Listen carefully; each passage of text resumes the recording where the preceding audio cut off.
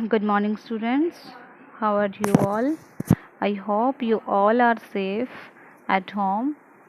We have completed our chapter till here. Now, here is next. An anthill is a home not only for ants but also for some other creatures.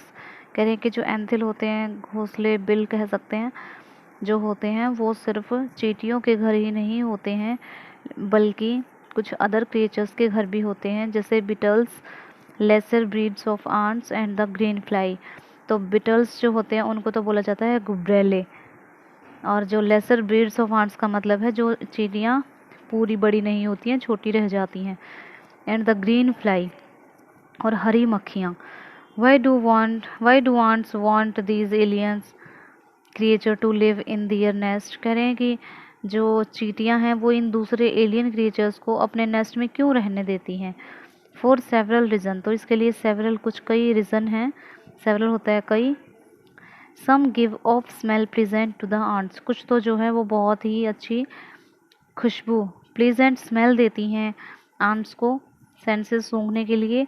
Others give sweet juices, कह रहे हैं कि कुछ जो है वो juice देती हैं, sweet juice. And some are just pets are play things like cats and dogs to human beings.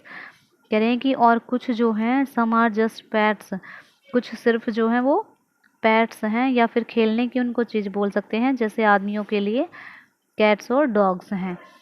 The green fly is the ants cow, कह रहे हैं कि जो ग्रीन फ्लाई होती है वो चींटियों की गाय होती है। The ants train it to give honey dew like milk with a touch of their antennae, they milk it just as we milk the cow. कह रहे हैं कि आंट्स जो है उनको ट्रेन करती हैं हनी ड्यू, दूध के जैसा देने के लिए, with the touch of their antennae, जब उनको एंटेने को टच करते हैं तो वो क्या देती हैं, हनी ड्यू देती हैं। जैसे दे मिल्क इट जस्ट, वो वैसे ही दूध देती हैं जैसे हमें काऊ देती हैं दूध, उसी तरीके से वो हनी ड्यू देती हैं।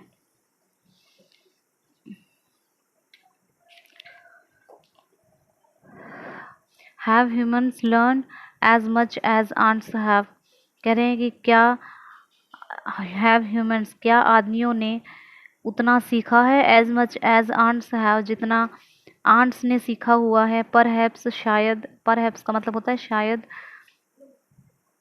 दे have but they have not put their learning to good use, कह रहे हैं कि शायद उन्होंने सीखा तो है लेकिन जो उन्होंने सीखा है वो सही जगह पे यूज़ नहीं करते हैं।